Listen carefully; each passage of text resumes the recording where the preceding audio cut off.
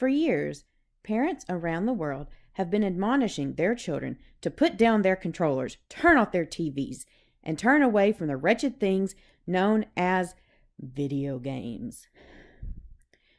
Since the days when a white ball was slowly bounced between two white blocks controlled by two enraptured teenagers, while their exasperated parents looked upon them with confusion and disdain, video games have gotten the brunt of society's negativity.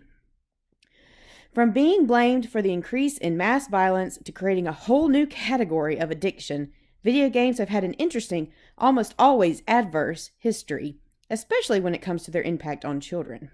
However, as an avid gamer and proponent of video games in general, I am here today to tell you that video games are good and good for you. Not only that, but that you should be playing a game every day. As technology has grown in leaps and bounds over the last few decades, so too has man's ability to game. Gone now are the limitations to single screens, connected controllers, and physical media. Games can be played anywhere, anytime, by anybody. They can be as intense as fast-paced first-person shooters on a PC, or as easy as swiping a few candies around on a screen during your wait for the bus. With this availability and diversity, scientists have become more and more interested on the impact games and gaming is having on the human body, most importantly, on the human brain.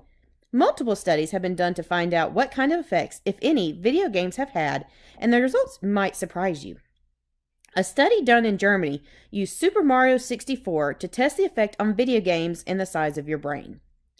Scientists found that not only did playing games increase the size of the brain, but that by playing different types of games, the scientists were able to affect different parts of the brain.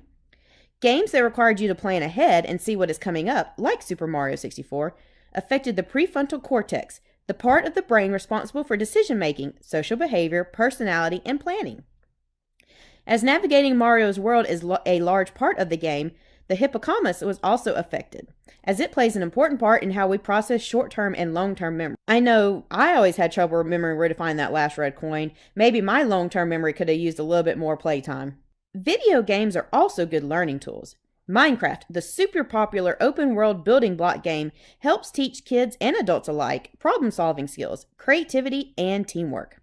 Using Minecraft's redstone circuitry, children are learning how to create basic computers and coding them to do simple tasks.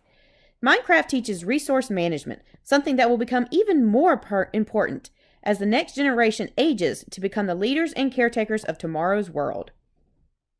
Other games, such as the popular Assassin's Creed series, or even the old but still amazing Oregon Trail, open children to new worlds they never get to experience. These new worlds draw children in, increasing their interest in history, science, the arts, and literature.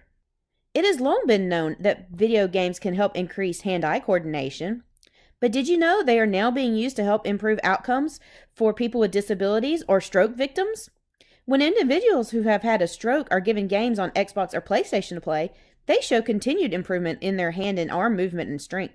This is not only attributed to the physical act of playing the game, but the goal-oriented nature of trying to succeed in the game, which helps the brain to relearn the tasks needed to play the game and to remain much more plastic for these kind of moves in the future. Also, patients were much more likely to complete their therapy because video games are just plain fun. Also, playing first-person shooter type games has been found to improve your eyesight. A study from the University of Rochester found that playing fast-paced FPS games increase your contrast sensitivity, or your ability to discern and see subtle changes in brightness. Kind of like seeing a deer running out in front of your car at night, or finding the enemy and getting in that headshot before he finds you. The researchers believe this shows the potential of using video games, especially action games, as a way to correct bad eyesight. Although most people associate video games with sitting in front of a TV with a controller in your hand, video games of today are more mobile than ever. And I don't mean just using your phone. I mean exercising. From Dance Dance Revolution to motion consoles like Nintendo Wii and Switch, games are encouraging players to get up and move. Games are fun, and almost all can be done in the comfort of your house, so nobody else has to see you sweating to your favorite K-pop group. But if you do want to get out of the house, there's always over 400 Pokemon floating around your city, state, and the world waiting for you to come over and catch them. Pokemon Go requires you to get out and move about, finding rare Pokemon and visiting Pokestops for items and power-ups. Or, if you are really in the mood to move, Download the Zombies Run app, a mobile exer game that requires you to walk or run your way to survival, using your phone to track your steps and exercises to gain supplies, outrun zombies, and complete quests. Is this a conventional video game? Maybe not, but it certainly feels like one when you're trying to find the breath for another 5 minutes so you don't get eaten alive. Lastly, while video games are often blamed as a cause of mental illness, studies have shown that they can be a cure also. Researchers in New Zealand created a video game called Sparks. This stands for Smart, Positive, Active, Realistic, and X-Factor Thoughts, which are all strategies that are used to battle depression. This game was aimed at depressed teenagers. The game used avatars created by players to squish gloomy, negative, automatic thoughts. Each level of the game teaches players about depression and strategies for dealing with intense negative emotions and techniques. While playing the game, 44% of the test subjects completely recovered from their depression.